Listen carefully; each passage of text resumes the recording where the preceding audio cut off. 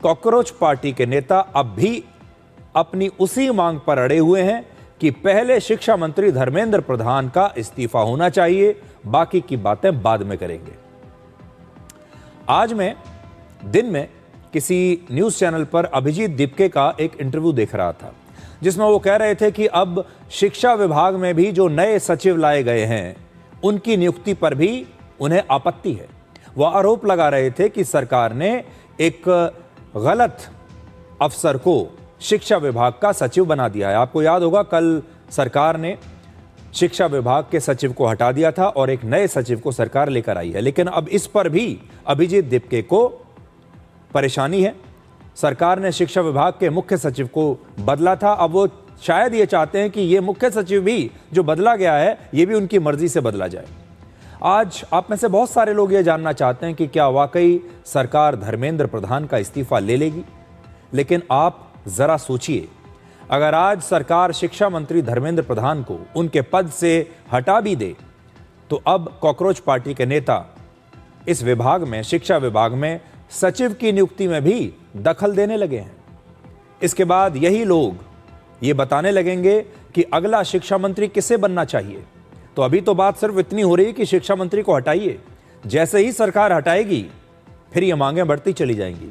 फिर वो कहेंगे कि अब अगला शिक्षा मंत्री कौन होगा ये हम बताएंगे, शिक्षा विभाग में अगला सचिव कौन होगा ये भी हम बताएंगे। इसके बाद ये बात सिर्फ शिक्षा मंत्रालय तक ही सीमित नहीं रहेगी, ये बात भी होने लगेगी कि किस मंत्री को मंत्रिमंडल से हटा दिया जाए, किसे दोबारा से मंत्री बनाया जाए, किस मंत्री को कौन सा मंत्रालय दिया जाए। उसके बाद ये मांग आने लगेगी मंत्रिमंडल में कौन रहेगा कौन जाएगा, इसका फैसला जंतर मंतर पर होने लगेगा, सड़कों पर गली मोहल्लों में होने लगेगा। जिस तरह अभिजीत दीपके ने शिक्षा विभाग के सचिव पर आपत्ति की है, इसके बाद अलग अलग मंत्रालयों में कौन सा सरकारी अफसर सचिव बनेगा यह फैसला भी शायद बाहर यहीं से होने लगेगा।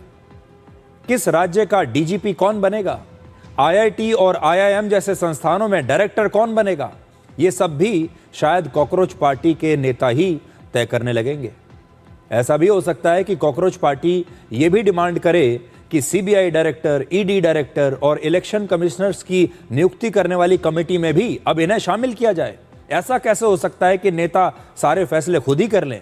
युवाओं को भी उस कमेटी में शामिल होना चाहिए और हो सकता है ये आगे चलकर ये कहें कि अब सीबीआई डायरेक्टर कौन होगा, ईडी डायरेक्टर कौन होगा, इसमें भी सरकार को हमारी राय लेनी पड़ेगी, नहीं तो हम फिर से हड़ताल पर बैठ जाएंगे।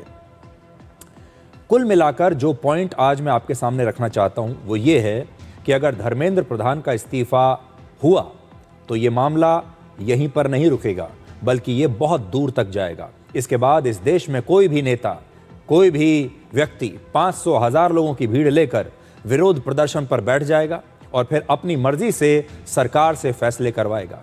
हो सकता है कॉकरोच पार्टी की अगली मांग छात्र नेता उमर खालिद को जेल से रिहा करने की आ जाए। वो कहें कि छात्र नेता उमर खालिद को भी रिहा करना चाहिए, अगर नहीं करेंगे तो हम अपना आंदोलन खत्म नहीं करेंगे। हो सकता है वो अपनी मांगों की लिस्ट में इसे भी जोड़ दें। हो सकता है इनकी अगली मांग कश्मीर से धारा 370 जो है वहां पर बहाल करने की मांग करने लगे। यानी सरकार ने अगर एक मांग मान ली तो फिर मांगों का एक बहुत बड़ा पिटारा खुल जाएगा। वर्ष 2011 में अन्ना हजारे के आंदोलन से अरविंद केजरीवाल नेता बनकर निकले थे। फिर 2016 में आपको याद होगा जेएनयू में एक बहुत बड़ा प्रोटेस्ट हुआ था अफजल गुरु को लेकर, जिसमें आज़ादी के नारे लगे थे, पाकिस्तान के समर्थन वाले नारे लगे थे, कहा था हर घर से अफजल गुरु निकलेगा। वहां से कन्हैया कुमार नेता बनकर निकले थे और अरविंद केजरीवाल ने वादा किया था कि वो पूरे सिस्टम को बदल देंगे, भ्रष्टाचार को समाप्त कर देंगे। उन्होंने तब सोनिया गांधी की गिरफ्तारी की मांग की थी। उन्होंने देश के सबसे भ्रष्ट नेताओं की लिस्ट जारी की थी और कहा था इन सारे नेताओं को मैं एक्सपोज कर दूंगा। और जिन नेताओं की उन्होंने सूची जारी की थी उन्हें भ्रष्ट नेता बताकर बाद में उन्हीं नेताओं से उन्होंने हाथ मिला लिया। आज उन्हीं नेताओं के साथ उठते बैठते हैं, उन्हीं के साथ गठबंधन कर लिया। इसी तरह कन्हैया कुमार पहले लेफ्ट पार्टियों में रहे, बाद में वो कांग्रेस में शामिल हो गए। पहले क्रांतिकारी बनते थे, फिर उनकी विचारधारा कांग्रेस से मिल गई। इसके बाद वो 2019 का लोकसभा चुनाव लड़े, बुरी तरह हारे फिर 2024 का लोकसभा चुनाव लड़े, वो भी हार गए। और आज कन्हैया कुमार कहां हैं, इस देश ने देख लिया। मैंने आपको हाल फिलहाल के, बहुत पीछे नहीं लेकर जाना चाहता आपको, हमारा जो जेन ज़ी है वो तो पुरानी बातें उसको याद भी नहीं होंगी, पता भी नहीं होगा, लेकिन हाल फिलहाल के 10-15 साल में जो कुछ हुआ है, मैंने 2 उदाहरण आपको दिए हैं। ऐसे आंदोलनों से 2 नेता निकल कर आए हैं, अरविंद केजरीवाल, वो आपके सामने हैं, और कन्हैया कुमार, वो भी आपके सामने हैं।